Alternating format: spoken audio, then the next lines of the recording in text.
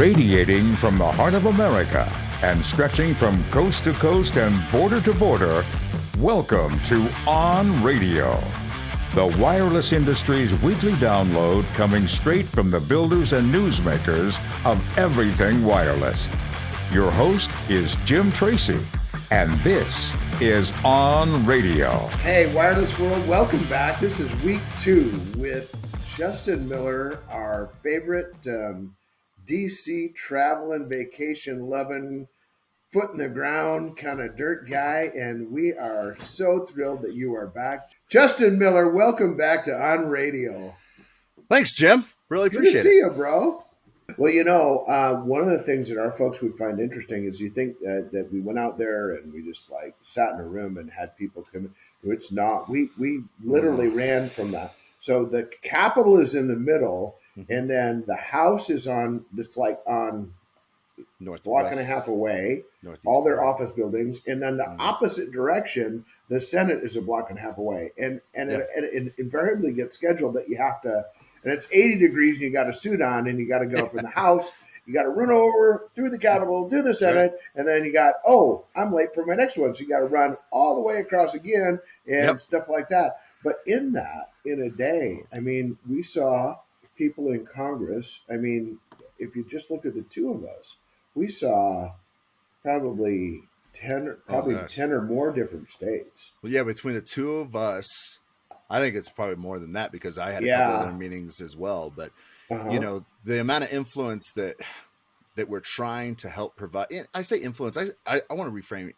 I want to say education because that's really information. Sure. Information, you're education. Accurate that, man. Because we're not there to talk about like a political agenda. We're there to talk about facts of things that are in the reality of our industry that have to be addressed if they want to continue to be a leader in telecommunications network in this world.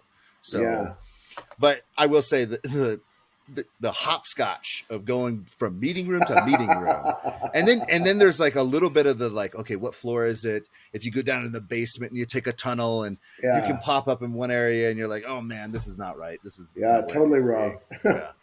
Yeah. Once you do there's it, 4 numbers on every office. The first number is the building number in, the second number is the floor you're in, and the third number is and so it's like wild crazy. And then you get there, and if you're a 64-year-old fat guy, you're like, I just ran 4 blocks and in a suit coat in the sun, and now I have to look like I'm not sweating. Good luck with that. Yeah, totally.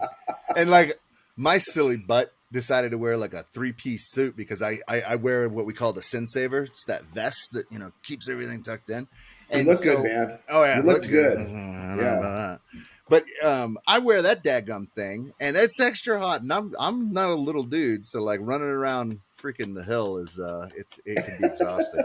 I will say, Jimmy Miller and I, former chairman of NATE, he and I did one tour one time, and I totally didn't plan for weather of any kind. And this was probably like late October or something like that. And it was a torrential downpour and we had no umbrellas. And so now it was running between buildings and we had like 8 meetings all day or 8 different states. Yeah. So it was a ton of different meetings. And we had to buy the most expensive umbrella at the Capitol Hill gift shop. I spent like $40 on this flimsy little Capitol Hill umbrella. I still have totally it. worth it. Oh, totally worth it. Well, it was like I'm no little dude, right? So like it had like the smallest little umbrella thing. So like when I held it, like it kept this dry, but my pants and everything else was worn down, so it didn't really matter. So, however, that $40 umbrella was priceless, wasn't it? Oh, priceless. Priceless. Okay, so one of the things that we talked to those folks in DC about, and I hate to keep going on this, but people need to understand we're advocating for them. And when we do that, we go out to folks and we say, hey, do you really want to understand towers? And they're like, yeah, I really want to understand towers. Do you really want to understand broadband? Yep. You really want to understand fiber? Yep. You really want to understand, even generators when we don't have prime power? Yep, you want to understand drones in the tower space. Yep. They all want to understand it. We're like, okay, cool. Why don't you come out to a site and why don't you don some gear and why don't you shag your butt up that tower and see how that works for you, and then you will understand. what our people go through. Why don't you see what it's like to drive up a mountain road and get to a site that we actually provide service to your constituents? This is not we're not like sending dollars over Mm-mm. to Russia or anything, man. This is your people, and it's my people, so it's our people, and we live there, and we want to talk to you about spending those dollars wisely and understanding what our folks go through, because you don't get 5G until we say you get 5G. Isn't that right? That is 100% right.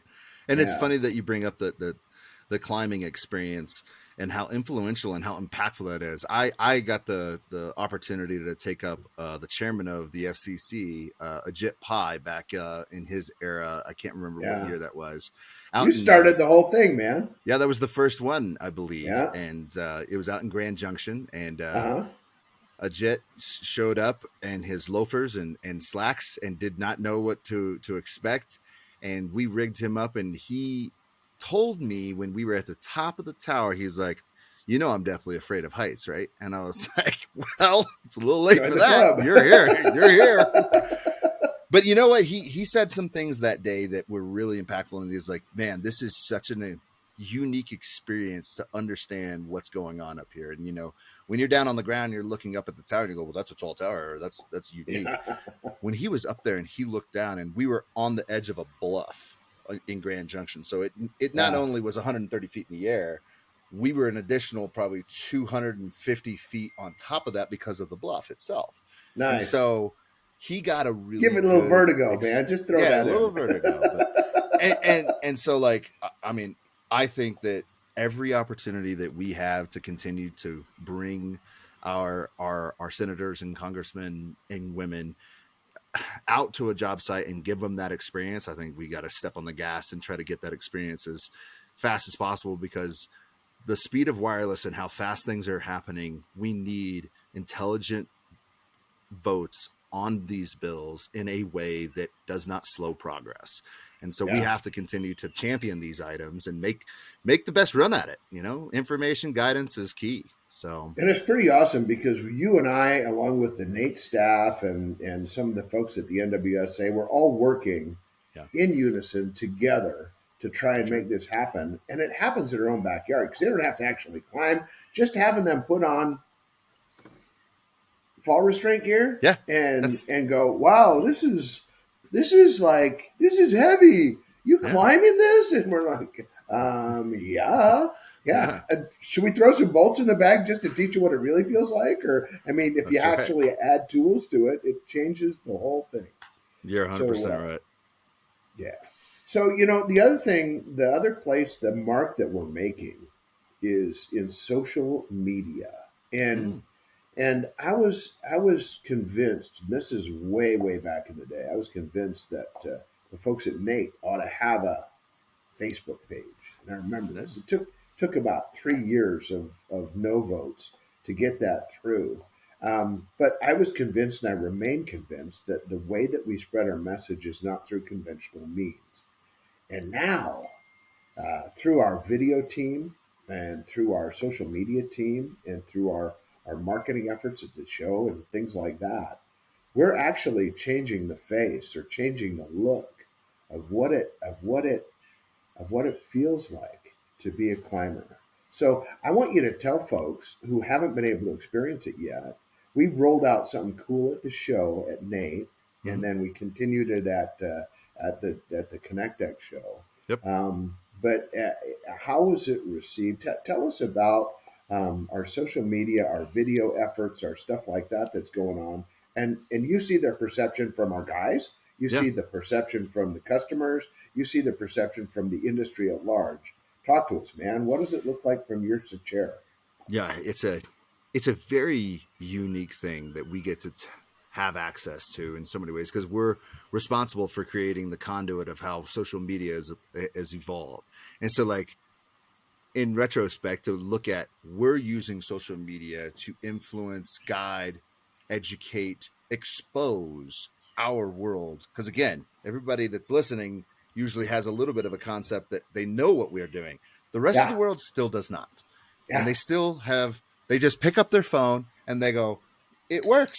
And that's the best part. And so social media has really bridged our digital divide in access to the pure fact that this industry is providing all of that opportunity and access. And so like our team, our entire social media team, marketing team, on radio, on site, all of our different outlets that we have created are taking off. And it's a unique thing for us to start exposing this world, especially with what we've done with the VR.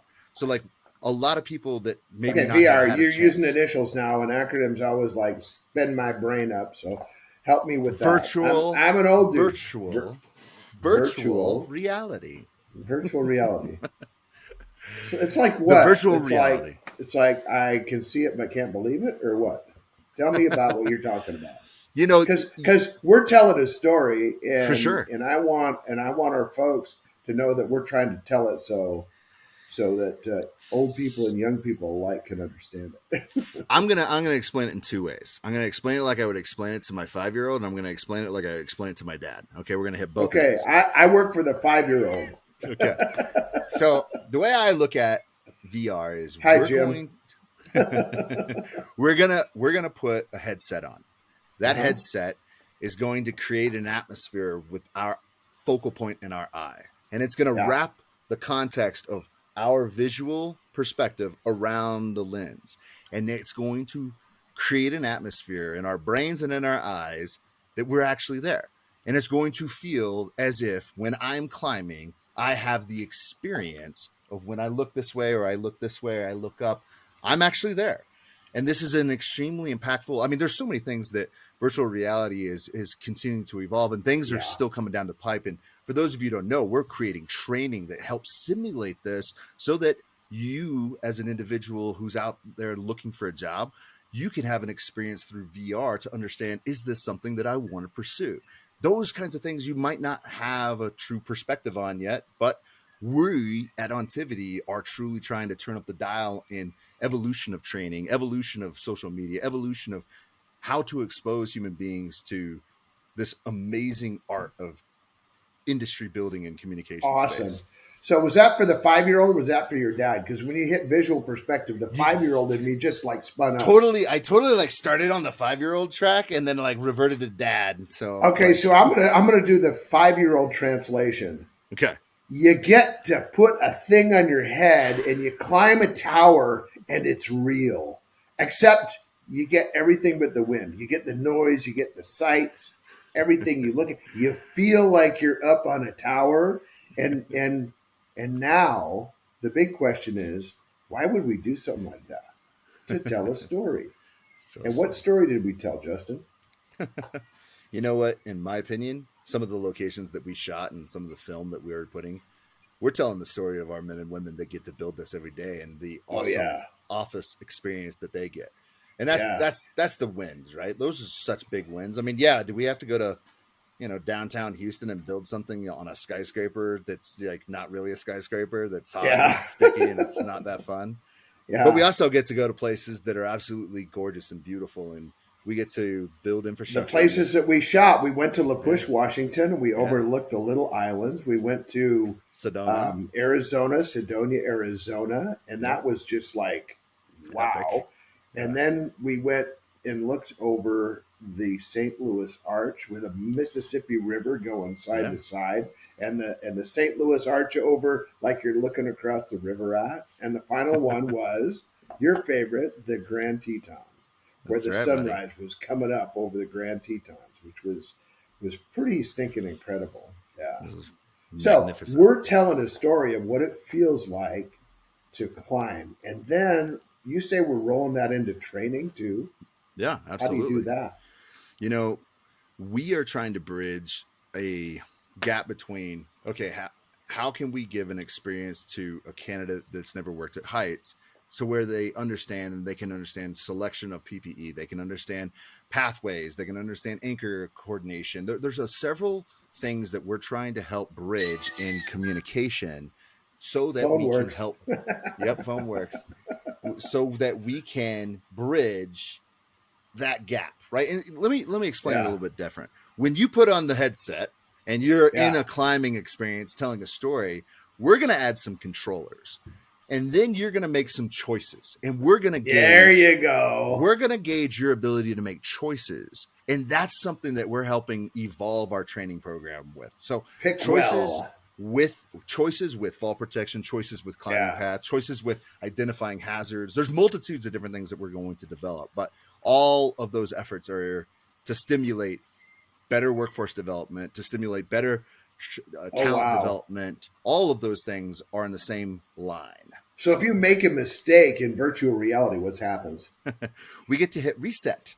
Yeah. I mean, I look at this and I'm like, we are taking such lessons from the aviation industry. We are taking such lessons from the medical community. In aviation, it's like, oh, well, we're going to put you in a simulator. Mm-hmm. Well, you know what happens when you crash in a simulator?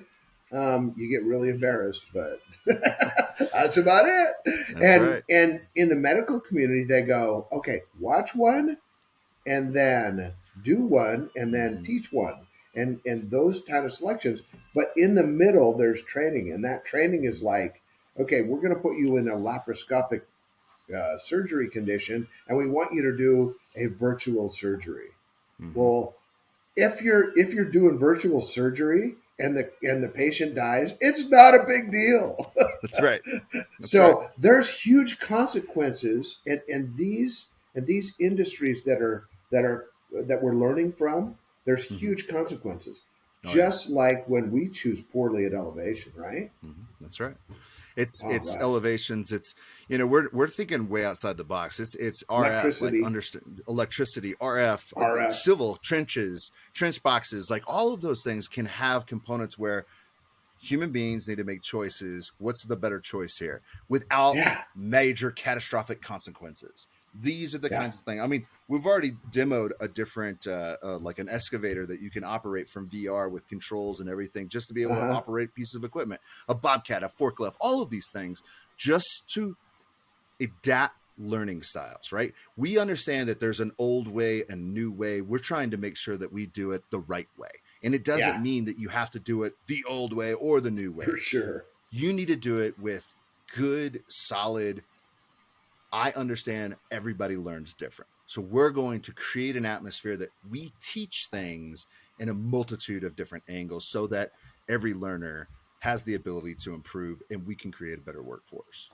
So in this, we're always trying to tell a story. And the story that has to come across is that, number one, we're a great industry. And this is an industry where the future is always looking up, and where the next generation is always right around the corner. Mm-hmm. And it's going to have its webs and its ebbs and its flows and stuff like that. But, I just look back and I think over 25 years, this has been a pretty solid career so far. And I want the younger generation to know that we're not at the end of wireless. We're at the beginning of wireless. So if you're looking for a career field, there's really none better to find yourself in than one that's always looking up, that's optimistic, that gets you travel and vacation, where you can start as a welder and you can end up in a senator's office, where you get to plan wild and crazy vacations and stick your feet in the dirt. You can do that at any budget, just so you know. and we're there you go. And we're gonna plan, and we're gonna be able to tell this story on social media. And it's not just Facebook and LinkedIn and Instagram and stuff like that. Although we're doing a whale of a job telling that story there, but you're working on stuff with virtual reality that helps train the next generation in a way that has lower tuition for them. It's a way to be able to pick a career in a different pathway on how to develop talents that, maybe we're not able to hone in the traditional fashion of a tech school, a trade school. Maybe we're trying to find different outlets. So I'm extremely optimistic for the next 10 to 15 years on what we're going to be able to develop in capability for the workforce. I'm always going to be optimistic just because I don't know how to be any other way. So that's who you are, bro. So I want to thank you for coming on radio. I think this has been a really cool program. I know that we didn't plan it very well, but sometimes the use those $20 words, the spontaneity of it all has been remarkable. So, what message do you have for all the climbers out there, for all the technicians, radio technicians, generator technicians, Yeah. fiber technicians? What message do you have for them in our as we close out this show after these couple of weeks? This is going to be an interesting comment, and I'm just going to go for it. So here you are.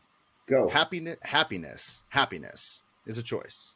Every morning that you wake up, you have a choice. You have a choice to take whatever happened bad yesterday and hit reset and say, I'm going to be happy. I'm going to move forward with the best decision-making possibility. Yeah. And it does not matter if you're sitting in an office or you're on top of a tower or if you're down in a trench. Your happiness is not dictated by others. Your happiness is not dictated by the work that you do. Your happiness is not dictated by politics, by any of that. Your happiness is dictated by your choice as an individual, man, woman, child, does not matter. You got a choice. That choice is, do I choose to be happy and be a goldfish, forget everything from yesterday that was negative, hit the move forward possibilities and make better choices, right? Yeah. I still to this day, every time we leave this house, you're going to hear one of my little kids or myself say, make great choices, make great choices, make great choices, make great choices. Because that's all it is. Life is about choices. Yeah. And you get the best choice every single morning. And that's, do I choose to be happy? Do I choose to be optimistic? Do I choose to push my life forward? So my message to all is make a great choice and choose to be happy. And God let you wake up this morning and gave you a cup of coffee. So there's nothing that can get in your way today. That's right. And if it does, you can go on it, around it, through it, but put a smile on your mug, huh? That's right. Be a goldfish. All right. And forget about the bad. Yeah. Also, never forget, choose safety today. This is Justin and Jim, and we are out. See you guys. Thanks for tuning in today, and join us every week. Tell your people to listen in and subscribe to On Radio, the voice of everything wireless.